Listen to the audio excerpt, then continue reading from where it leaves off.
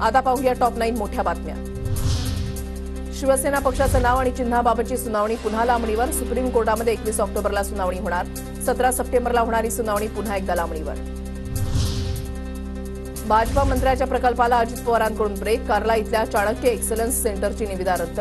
मंगलप्रभात लोढा यांच्या संकल्पनेमधून साकारला जाणार होता प्रकल्प। लाहोरी बारच्या मालकाकडून आज संजय राऊतांच्या विरोधात पोलिसात तक्रार। अपघात प्रकरणामधील तिघांवर बीफ कटलेट खाल्ल्याचा राऊतांचा आरोप, तर बिलामध्ये बीफ कटलेटचा उल्लेख नसल्याची नागपूर पोलिसांची माहिती। बिलामध्ये बीफचा उल्लेख नाही यात शंका आहे, तर पोलिसांना बिल जप्त करायला 4 दिवस का लागले? संजय राऊतांकडून पोलिसांच्या तपासावर शंका उपस्थित। रोहिणी खडसेंच्या ऐवजी दुसरा उमेदवार असल्यास एकनाथ खडसेंचा सत्कार करेल। मुक्ताईनगरचे आमदार चंद्रकांत पाटलांचं खडसेंना आव्हान। तर खडसेंनी 137 कोटींच्या अवैध उत्पन्न प्रकरणामध्ये स्टे घेतला। स्वतःचं काम संपल्यानं खडसे भाजपतून परत पवार गटामध्ये गेले। आमदार चंद्रकांत पाटलांचा आरोप।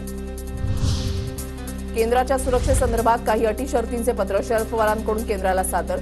सरकारनं अटी मान्य केल्यावरच पवार केंद्राच्या सुरक्षेबाबत विचार करणार। नागपुरात फडणवीसांचे आभार मानणारे बॅनर झळकले। बॅनरवर शिंदेंचा फोटो, मात्र अजितदादांचा फोटो गायब। ठाण्यापाठोपाठ आता नागपुरातील बॅनरवरूनही दादांचा फोटो गायब। राज्यामधील गोरगरीब गरजू रुग्णांना मुख्यमंत्री कक्षाकडून कोट्यवधींचं अर्थसहाय्य। मुख्यमंत्री कक्षातून 321 कोटी तर उपमुख्यमंत्री कक्षामधून 12 कोटी 73 लाखांचं अर्थसहाय्य।